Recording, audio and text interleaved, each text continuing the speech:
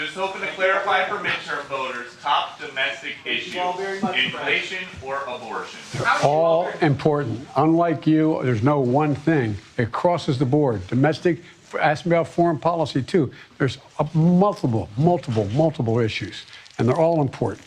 And so, and we ought to be able to walk and chew gum at the same time. You know that old expression. Thank you. What is President Biden's top domestic priority now? Is it inflation or is it abortion? The president's going to continue to talk about issues that matter to the American people. And abortion is one of them. Majority of the American people disagree with the decision that the Supreme Court made, the Dobbs decision. He is working on the economy every day. We just announced yesterday, hearing aids. 30 million people are going to benefit from hearing aids, saving thousands of dollars a year. So that's working on the economy every day. President Biden keeps going to the petroleum reserves when there are energy problems. Is he giving up on his campaign pledge to end fossil fuel? So I want to be very clear on that piece.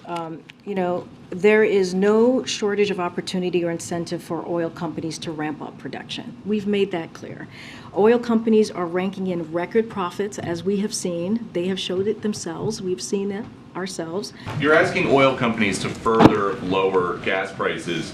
What makes you think that they are going to listen to an administration that is ultimately trying to put them out of business? How is the administration trying to put them out of business? Well, they produce fossil fuels, and this president says he wants to end fossil fuel. So look, you kind of asked me this question yesterday, and here's where we would say U.S. oil production is up and on track to reach a record high next year. We've seen that from when we see their profit margins. There is no shortage of opportunity or incentive for oil companies to ramp up production. This is something that they can actually do. It is available to them. They can do this, and also they are getting the profits. He is working on the economy every day. We just announced yesterday, hearing aids. 30 million people are going to benefit from hearing aids, saving thousands of dollars a year. So that's working on the economy every day. We are seeing an economy that is resilient.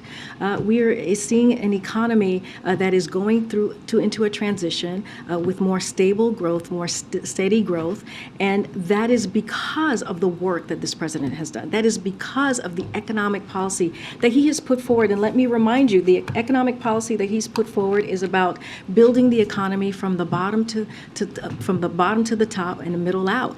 And that is so important because it means that we leave no one behind. It means that there's equity at everything that he puts forward. And so again, you're going to hear from the president about gas prices. That's again trying to make sure that we continue to keep prices low for the American people.